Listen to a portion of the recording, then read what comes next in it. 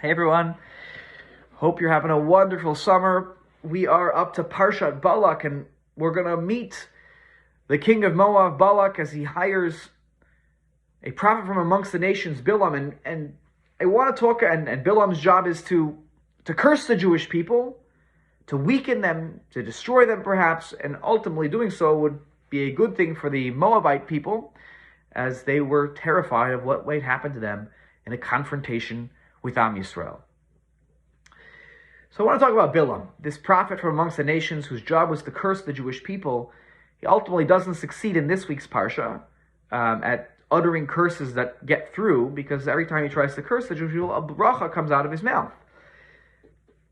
What made him who he was, that Balak was attracted to this personality to hire him?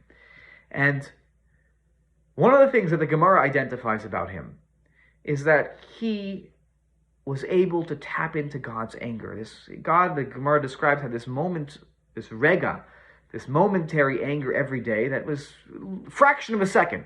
Just you could barely identify it in terms of time. But he could identify that anger. So he obviously was a very distinguished prophet who had a clearly strong connection with God. But he also looked for ways, and he looked for ways to tap into that anger of God. But Tosfos says, well, what can you do with God's anger that's lasts for less than a second? What kind of curse could you say in a fraction of a second? How could he even accomplish the mission of cursing the Jewish people if God's anger is so small? Okay, he could tap into it, but it's too little to actually utter a curse during that time. So Tosfos, answers and says, once Bilam could begin the curse in that moment of God's anger, the damage that could come from that curse could last on and on and on. What does this mean? What is Tosfos trying to teach us about Bilam? And I think what Tosfos is angling at is that not only was Bilam an excellent prophet with a deep connection to God, but he knew how to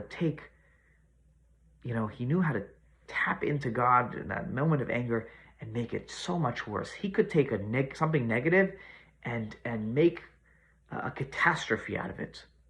This is what made him so amazing in the eyes of Balak, that he could rain fire down on the Jewish people in his eyes, because he knows how to tap into God's anger and then stretch it out and catastrophize the situation. And while he's not successful in cursing the Jewish people, because as the Gemara says, God said, I didn't get angry during this whole period. I didn't even have that momentary anger. And Bilam says to Balak, look, ma ekov lo kavo, I can't curse if God won't curse. Ma ezom lo za'am Hashem, I can't get God to be angry if he's not going to allow himself to be angry. But it's true that Bilam does succeed in some ways. You will read about how he was the mastermind behind the plan of having Midianite women infiltrate the Jewish camps and seduce the Jewish men into illicit relations. And this unleashes a plague amongst the Jewish people, and many Jews die. That's very much who Bilam was.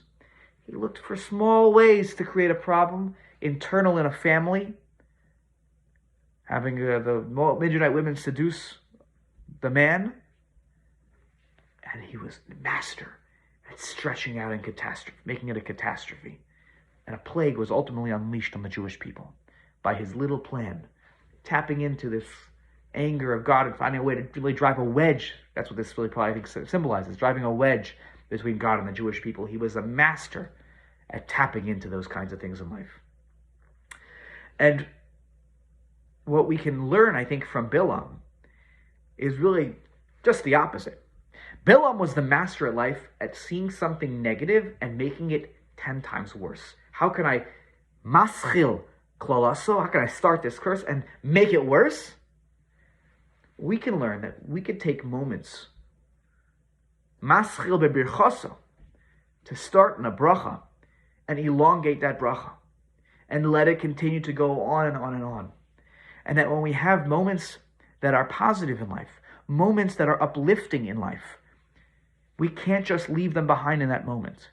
We have to try to find ways to move that moment forward with us, to take positive experiences. So often we will focus on the negative in our lives. We're in some ways wired to do so. Like we have so many wonderful things happen in a day, but one bad thing ruins the day. No, we need to make sure that the one good thing, to the extent we can be conscious of this, the one good thing that happens in our day, or perhaps the many good things that happen in our day, to try to elongate them, to appreciate them, to say thank you to God about those things, say thank you to the people who helped make those moments happen in our lives. If we can elongate the good moments in our life, the brachot in our lives, we will not just be healthier from a mental health perspective, but we will create strong relationships with people around us and feel a good sense of self if we are able to have that kind of quality, the opposite of Bilam.